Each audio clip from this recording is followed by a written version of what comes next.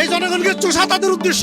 এই সরকারকে যদি আমরা এভাবে সুযোগ দেই যে পর পর আমাদের দেশ একটা সময় সে ধ্বংস করে দিয়ে আবার সে লন্ডনে চলে যাবে। বাংলাদেশ থেকে তোমাদেরকে বিদায় করা হয়।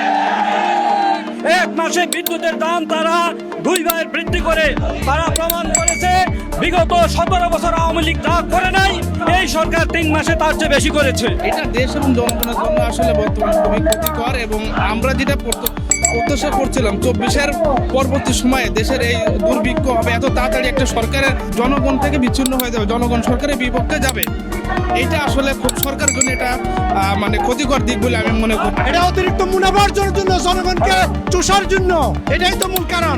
এই জনগণকে চুষা তাদের উদ্দেশ্য।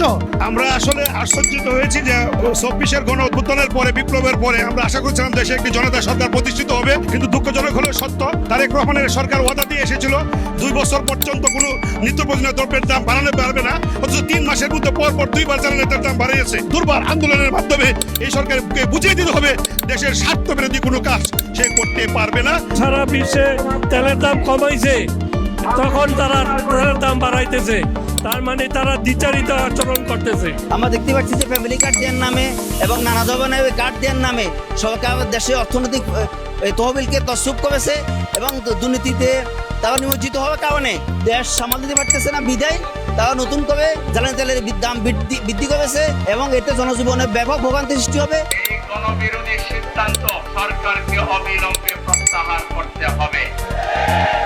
সরকার মাত্র 3 মাসও হয় নাই, প্রত্যেকটা সেক্টরে দুর্নীতি, অব্যবস্থাপনা এমন একটা দিক নাই যে দিকে সরকারের কোনো সফলতা আছে। তারা সেই অতীতের লুটতরাজকে আরো শক্তিশালী করেছে এবং জারু পেটা দিয়ে বাংলাদেশ থেকে তোমাদেরকে বিদায় করা হয়।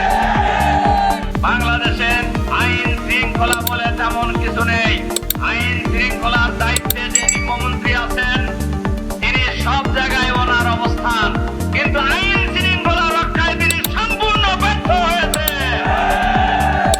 আমরা আহ্বান জানাবো অবিলম্বে তেল গ্যাসের মূল্য যা বৃদ্ধি করেছেন ওগুলি অবিলম্বে প্রত্যাহার করে নিন।